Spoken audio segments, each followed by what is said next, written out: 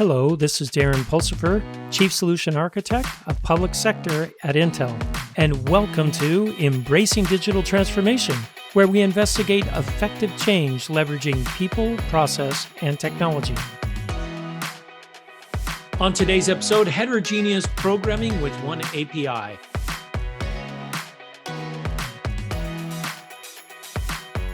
On today's show, we have James Reinders, Evangelist for OneAPI at Intel. Welcome, James, to the show. Happy to be here. And for those of you, I cut like 3 or 4 times already off because I couldn't say James Reinders correctly, but now I did. I finally got it, James. You did indeed. So, James, tell me first a little bit about yourself and why you're considered a evangelist for OneAPI. Well, I'm a software programmer who loves computer architecture and loves getting down and dirty with programming to make the best activity, the best performance, take the best use of hardware in my software. So I love what OneAPI is up to in light of the new heterogeneous computing that's happening to us. So I'm a software programmer too. I don't know if you knew that, James, but I go from the top down. I always called you guys that dealt with the hardware like bit heads, right? Because you're sitting down there.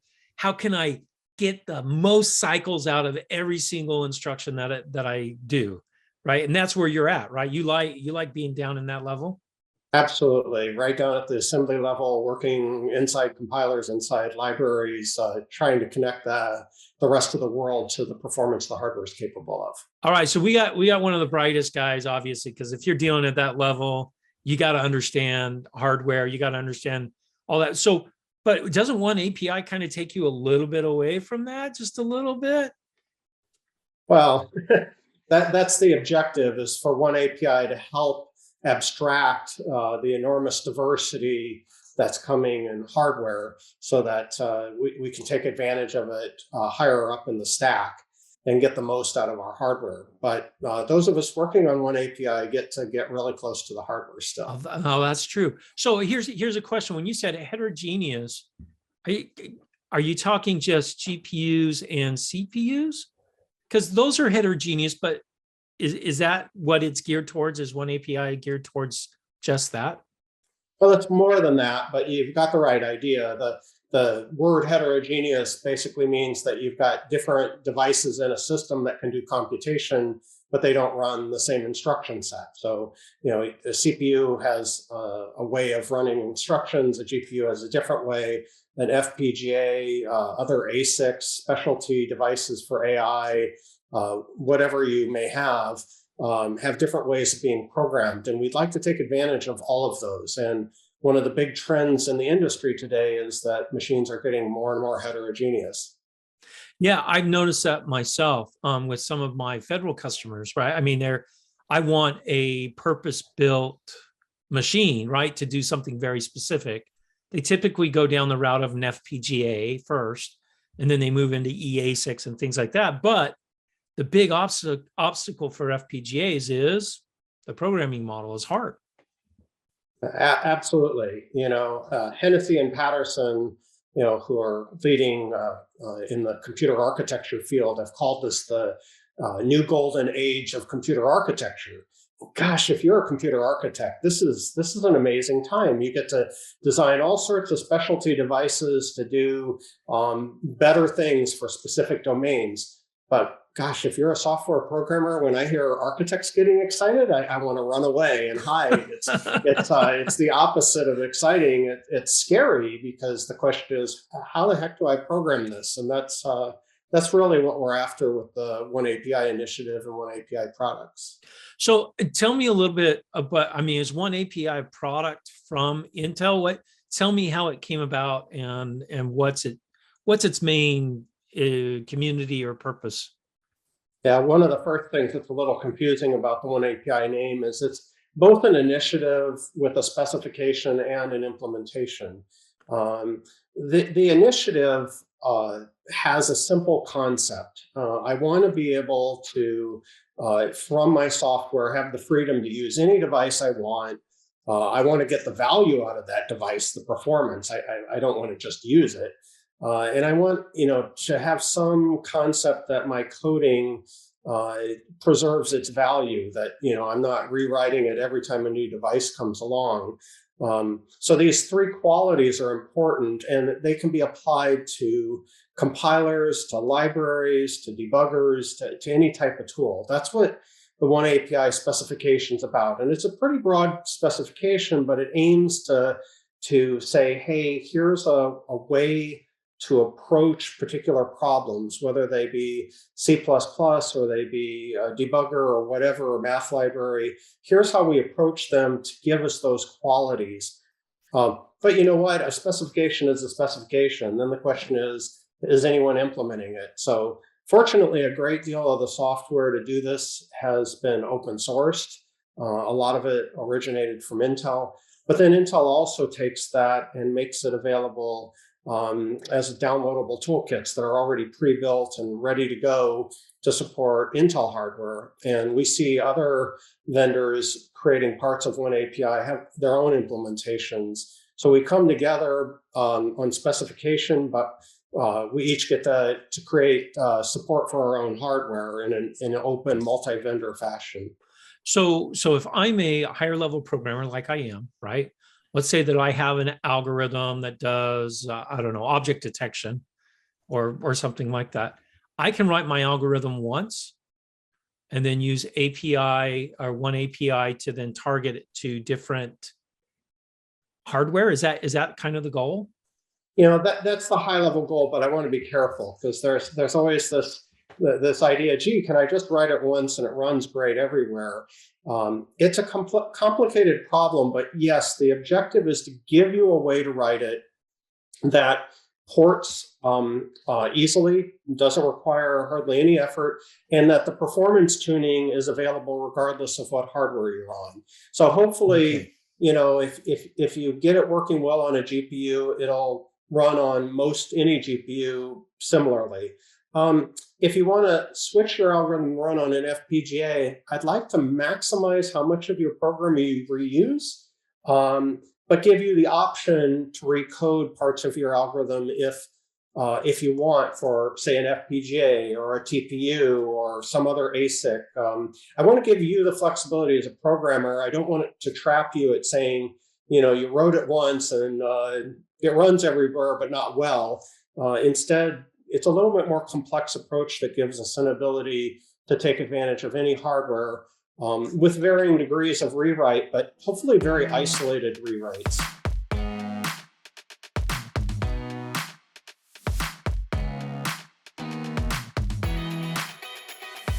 So like, for example, like you said, if there's a TPU in there, right, I could then say, hey, this part of my algorithm can take advantage of a TPU, pragma that or something. I'm guessing I can then isolate that and target that for a TPU, but in general, it'll run on my CPU fine. On the TPU, it'll run even better. Is that the concept? That's roughly the concept, but it's even more exciting than that because pragmas or if-defs tend to mean that you're building one code for different devices. We've even got more sophisticated runtime approaches that allow you to detect what's there and run different pieces of code so you can actually have a common binary, a common source code that dynamically decides. That way you can deploy a program and it can figure out what's on your machine and use it dynamically rather than tell the user to run a different binary depending on what machine you're on. All right, so now I'm going to take that concept that you just, because that's super cool. Right, I could have one binary, which means I could have one container image. Absolutely. That I could then deploy in my data center on the edge where I have an ASIC running or an FPGA out on the edge in a smart camera or a sensor or whatever, or my smart city. So I thought with OneAPI, I did different compiles, but this is even better than I thought, right? Because I can optimize my code for the different types of machine all in one binary, drop that container wherever it is, detects what's running or what's available hardware, and then runs that piece of code. That's pretty slick.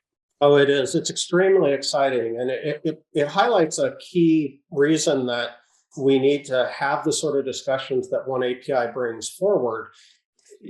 For a long time, whatever computer I wanted to run on, I could get a software stack, a compiler, debugger, so forth from the vendor, use it, and it ran. And I didn't care that much about the exact software stack. I just used whichever one was best for my machine.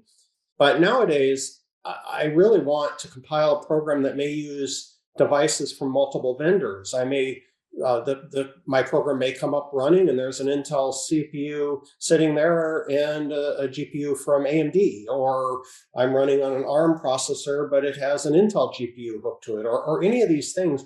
I want my program to be able to react to that. And in order for that to work, the compiler has to be able to spit out code for these various devices in a reliable fashion. And this is where openness really comes to play. You get into something like the LLVM open source project and you do the right things with it, it can produce code for multiple modules. So it really is a great application for open to get to this multi-vendor stance rather than some closed proprietary systems that seek to only support one vendor. Right. So that brings up another interesting point. A lot of times people will argue that, hey, if I do have a closed system, then I can even get better performance because I've tuned my libraries or my language specific to the hardware capabilities that are there. That argument's always going to be there, right?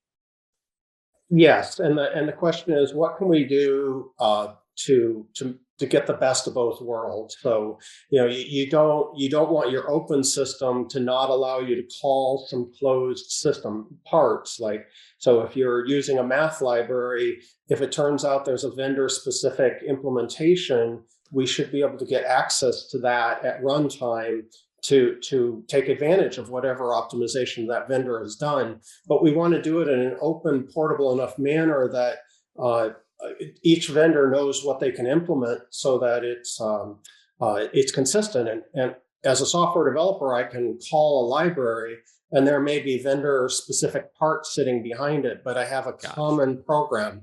That's really a big part of OneAPI. It isn't trying to reinvent the entire world. It's trying to organize it in a way that can take advantage of the best on every platform that's possible. So that makes it much easier for me as a software engineer, right, to program. I don't necessarily need to know all of the idiosyncrasies of all of the different devices that I might be programming with. Absolutely. I can rely on a library. Right. And this isn't to say that when you get down and you figure out that there's a part of your program you really want to optimize, you may dig in, depending on your level of interest on that part. But we really can minimize how much is different in our applications or how many different tools I have to learn. Let's leave the differences to where they really matter rather than where they're just arbitrarily getting in my way of my code porting. No, I hear you there. Now, another question I have about this, I think other people might be asking. So with one binary, I can now talk to multiple devices with OneAPI. Yes. So it's handling moving memory, moving data, all that for me as well. Yeah, well, yes, it has all the capabilities of doing that. Got it. And so then the question is, there are different programming models that might sit on top of OneAPI. That you could have SYCL, which uses C++ constructs and has the concept of either unified shared memory or buffers. You could be using OpenMP with Fortran and C, and it has a concept of targets and different ways of moving memory. There are many different systems that may interact with OneAPI, and it's really your choice of how much you want to get involved at managing the memory. And any programmer of a heterogeneous system can tell you that moving data around is expensive. It's expensive. It consumes power. You have to hide it with computation. So you can't escape that. But giving you the tools to manage that, to query the system and let your program at runtime make the right decisions that'll get you the best performance is really important.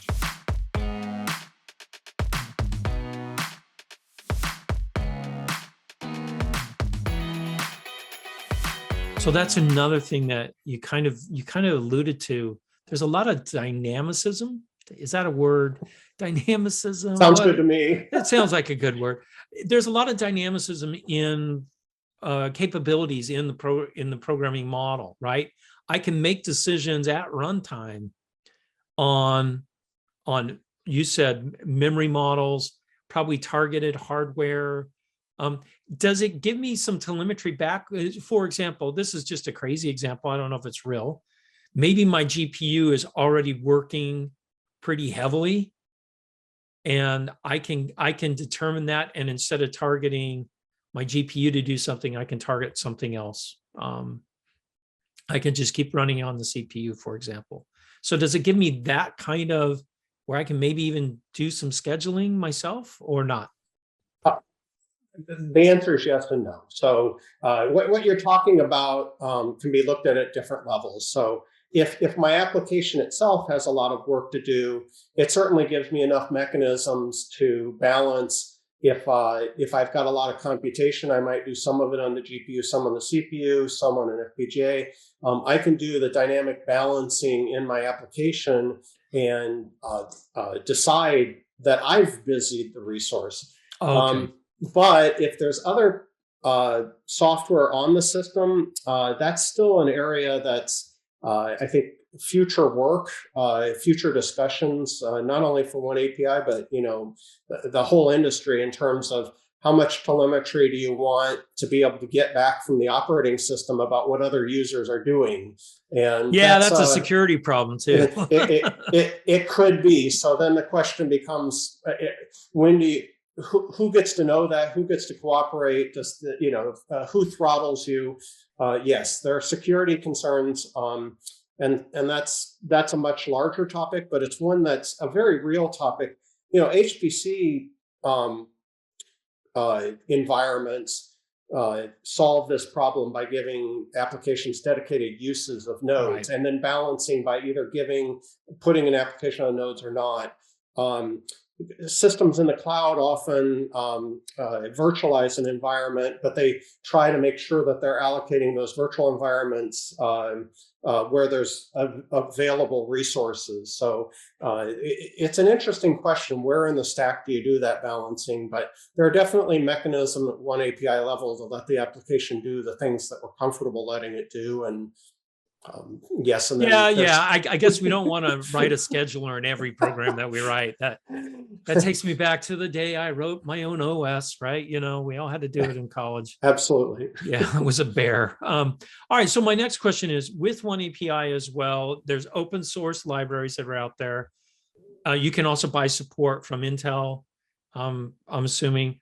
I'm also guessing, and I don't know, help me, there are tools that help me do tuning and migration and things like that available too? Oh, absolutely. So one of the things about Intel's implementations are that Intel's got decades of experience building these sorts of tools. Tools like the Intel compilers have been well known at being highly optimizing compilers. The vTune has been around a long time, has hardware support to go with it. Has helped evolve the industry around hardware counters on processors becoming the norm.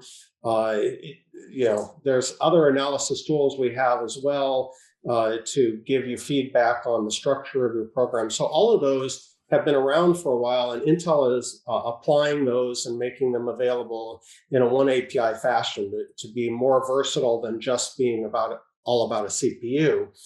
So those are available. There are tools to help if you're looking at migrating CUDA code to SYCL, so that you could target more devices than just NVIDIA GPUs. That can give you great feedback. There's tools to give you advice about how well parallelized your code is, or whether offloading it is productive, because what you were talking about with data movement, we've got tools that can help model that and give you a little bit of feedback about whether it's worthwhile to offload something, give you feedback, how you might want to structure your program. And all of these tools come together and can be quite helpful. There's also tools to help look for deadlock and race conditions in parallel applications. Even if they aren't causing you a problem, It can analyze your program and tell you where perhaps you need to add some locks or change the way that you're taking locks, give you some advice on that. And I'll tell you what, anything that can help me get rid of a bug before it causes me to pull my hair out and spend a week on it is highly valuable. And those things are all part of the OneAPI tool suite. Great. So where does we can just go to the Intel website and find this information? Where can they find this information? Absolutely. One place, simple place to start is you can go to the oneapi.io website and learn about the initiative and click the implementation tab, and there'll be a link there to follow to go find the Intel implementations, which are right now the most comprehensive of the implementations, but you can learn about some of the other up and coming implementations as well. But you click on the Intel implementation, you can download the different toolkits. You may also find some references to DevCloud, which is a service that Intel provides to go try the tools out in the cloud. Just search for Intel DevCloud and find that, and you can sign up for free and try the tools in the cloud for free as well, including on different hardware like FPGAs and GPUs and CPUs, even if you want to do that instead of setting up your own machine. Well, so that's pretty cool. I can program an FPGA through DevCloud. Absolutely, and I think it's a great way to do it. That's a lot better than putting it in my lab at home, right? Especially unless you need some extra heat and noise in your room. Yeah, I was going to say, yeah. So these are big systems. Yeah, so that's pretty cool. So DevCloud. Also, are there any training videos or anything out there? I'm sure the community is already starting to really kick off around this. Oh, absolutely. And I think some of our best training content revolves around DevCloud, because not only does it, someone speak to you and talk about how you can try different things in the sample codes, but you can actually go try it out. And some of the training uses Jupyter notebooks to give you a step-by-step, but you can always open up a terminal window and take full control yourself. So yes, the OneAPI website has quite a few different tutorials, depending on what you're interested in, ranging from hands-on tutorials to YouTube videos, and talking about how to get the best performance using OpenMP or SYCL, or on AI algorithms, how to get the best performance. You'll find tutorials on all of the above. A little bit of Googling for it, and you'll come up with it pretty quickly, or again, start at the OneAPI website and click through things, and you'll find a very large number of resources available.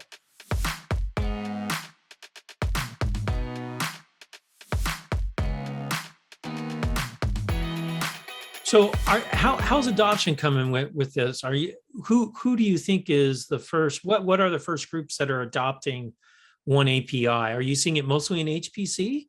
Because most HPC guys are used to parallel programming, right? Well, HPC is definitely a hotbed for OneAPI right now. And if you think about it, it's a logical place to see a lot of interest in this, because HPC is all about building and using the biggest, baddest computers in the world, right? Yeah, exactly. And so, there's a real feeling that you should be able to use whatever innovation there is. And, over the decades, we've seen a lot of innovation in HPC. And with this explosion of new computer architecture ideas, I think we'll see even more diversity. And I can tell you there's already enough diversity in HPC that people with really large codes, and any compute center is going to have a lot of large codes, ones that do molecular dynamics or crash simulations, or the list goes on and on and on, things that can help solve the biggest engineering problems in the world, or help us solve pharmaceutical problems and evaluate new drugs. There's just an amazing assortment of codes that are very important. And of course, they want to run on the latest and greatest hardware. So this concept of performance portability is really getting in front of people, and the national labs and the universities and the research centers and the industrial users that use these big, expensive, very capable computers, they want their programs to move between them. They don't want to get locked in. And, you periodically get some degree of lock-in because you get a new hot computer capability, but then you really say, gee, I want to be able to move and use new Yeah, but innovations. 2 years from now, that hot computer commodity is, a heater in the basement of a building. Right? Absolutely, if it's still plugged in, and then when you unplug it, it's a paperweight. Yeah, I've designed some of those paperweights, and they were the fastest things in the world when we deployed them. But absolutely, and I want the code lasts much longer. Right, So right. OneAPI is a huge conversation, a huge part of that. But this doesn't just affect HPC. We see, lots of important codes. I mean, let's face it, today's HPC is tomorrow's department server is, a little later than that, it's our laptop and then our cell phone in terms of compute power. So the capability to use this different hardware, it affects us all. And a little bit of planning ahead and paying attention to how portable and performance portable you're making the code that you depend upon is really important, because code doesn't die quickly. It lasts for decades. And I can promise you, within a decade, heterogeneous systems will reach out and touch all of us. And, you'll be looking back and saying, gosh, I wish I had paid more attention to this. So the time is now to get educated about it and think about it. And there's a lot of opportunity just to nudge things in the right direction. Now, I don't have to, I like what you said there, because we should be learning this now. It doesn't mean I have to be a parallel programmer to take advantage of OneAPI, right?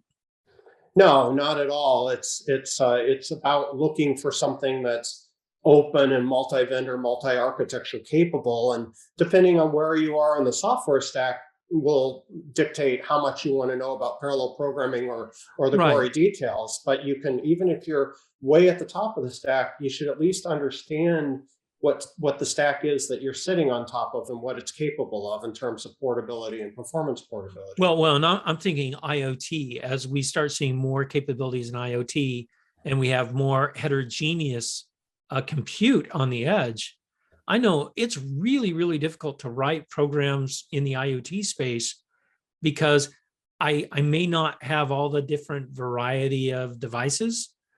And so I want to write it in one place, but to deploy it across multiple different places. So this could be an interesting way to have one program that can run across multiple different heterogeneous compute devices in a very complex mesh of sensors and edge devices and gateways and all this stuff that's out there. So I see a whole nother area besides massively parallel computing and super fast. I also want super portable.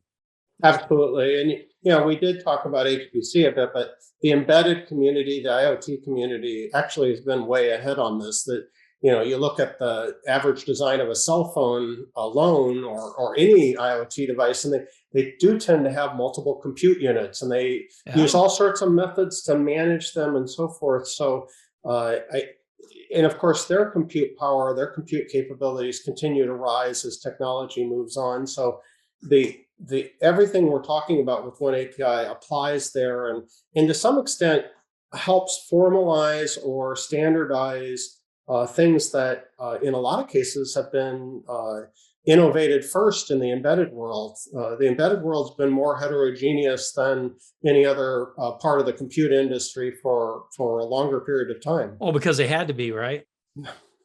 Yeah. They felt the pains of power. Running on a battery really makes you power conscious, and yes, the rest of the world's looking at these domain-specific devices and things, even just GPUs, looking for more power advantage when they're doing their massive computations. But if you were running on a battery, you've been thinking about that even longer. Yeah. Well, hey, James, this has been wonderful. OneAPI has grown up quite a bit over the last couple of years. I'm seeing even more. My brain's like going, oh, I want to try this. I want to try that now. So great news on OneAPI and how it's moving forward. So thank you for coming on the show today.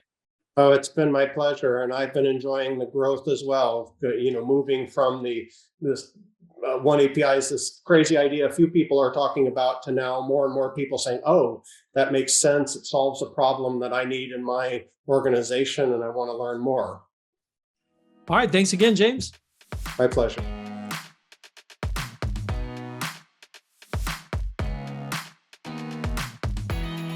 Thank you for listening to Embracing Digital Transformation today. If you enjoyed our podcast, give it 5 stars on your favorite podcasting site or YouTube channel. You can find out more information about Embracing Digital Transformation at embracingdigital.org. Until next time, go out and do something wonderful.